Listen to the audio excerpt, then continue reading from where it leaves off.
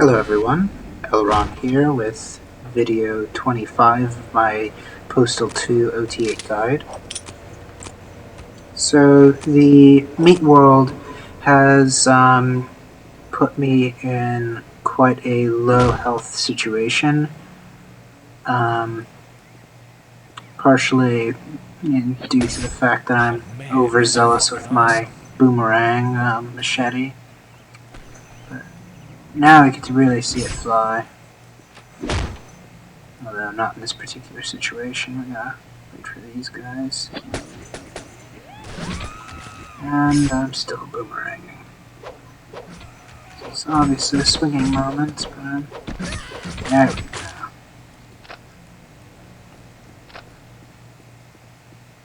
So boomerang works best when there's a wide open environment where it's got lots of free space to fly. It's very helpful when there's less obstructions, so very close, small quarter hallways with lots of weird things poking out, like crates and stuff, is not the best environment. But like out here in the open is great because you can just fling headshots from hundreds of feet away. I was hoping there was health back here, but no, just heavy weapons. Relatively heavy weapons, at least.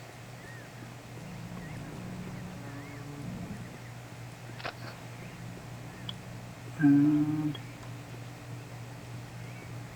so, if you're good on health, then you could probably just skip ahead straight to the zone line, but I'm trying to heal up. So I go around and visit the houses that I haven't been in yet, and pizza. Cornerstone of any nutritious breakfast. Not burgers, pizza. I've been to college, so I know how great a meal cold pizza can be. More of that.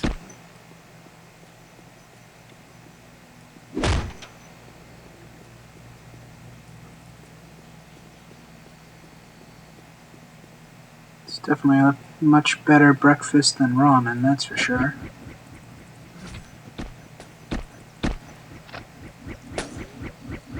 So now, once you get a feel for it, you can get the headshots pretty easily, but you don't have to go for the head. You just have to avoid the weapon. Because if you shoot their weapon, it'll reflect off the weapon and basically act as a shield. You'll see that in probably the next video, unless that particular clip came from one of my deaths, then you probably won't see it. But in any case, aiming right at their machine guns is probably not the best shot when you are tossing these things in the air.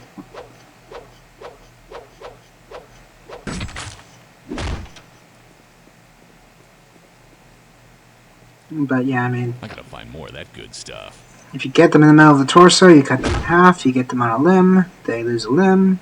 You get them in the head, you cut their head off. So no matter where you hit them, as long as it's not in their weapon, you're pretty much gonna kill them. Heads up.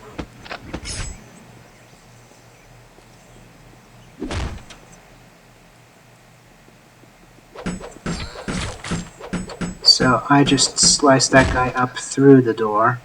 That's one of my fun little hacks. This is the third time I've mentioned this, but if Running with Scissors is watching this, please do not nerf this.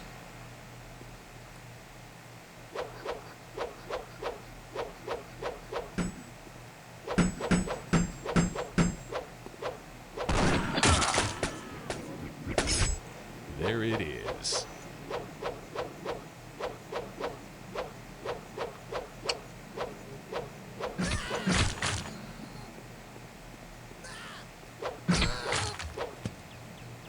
And that's fun because you get to chase them as they're trying to get away from you, but they've already lost their limbs, so they're probably going to die of bleeding anyways.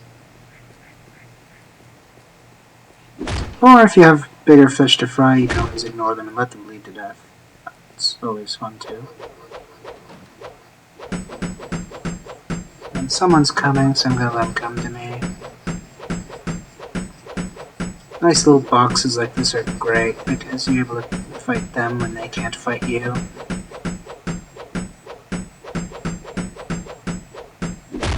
And he lost interest, so you have to make him pay for it.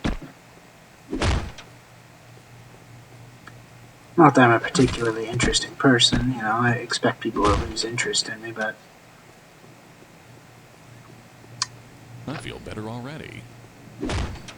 anyways, we're now at respectable health, so we should probably start to think about zoning over.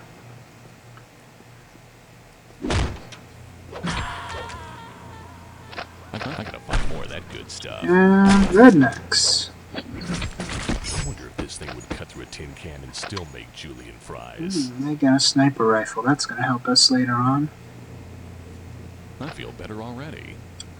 So, as I've probably said before, sniper rifles are great for situations where you need an edge, you have distance on your mobs, and you're not really looking to spend catnip. There'll be situations like that where there's like just one guy that you need dead, and catnip's not really worth it for one guy. Except for the kosher mad cow god from hell, of course. You'll spend 3 catnips for that guy. And then I decide that I'm in a good enough situation to move on, so I do. Heads up. So that guy quickly notices you, so you gotta basically first thing fling that thing in the correct direction. Yeah, this thing's got some distance, as you can see. Like, from the zone line, I was able to hit that guy way over there, It's like most of the way towards that sign. So, this is a very, very good tool once you get the discipline to use it correctly.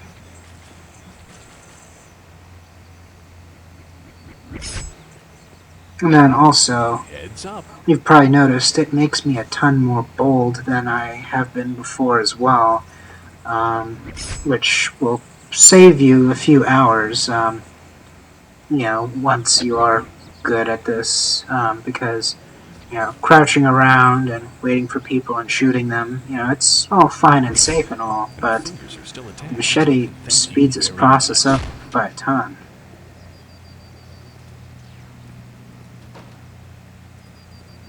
And you probably won't really notice it too much, partially because we've gone through so much of the week already, but the thing that people probably easily forget is Apocalypse Weekend is much longer than the week to begin with, so even though Monday through Friday may have taken 3 to 4 hours, Apocalypse Weekend's probably gonna be a good 5 to 6. So I think the entire run last time took a good 9 hours 11 minutes. I did find that moderately amusing that it was that exact number, but I gotta find more of that good stuff. and there's machete number 2. Okay, so outside here I saved. That's probably a bit premature. I didn't really have a good appraisal of how much stuff was left, but that's what I did. See you next video.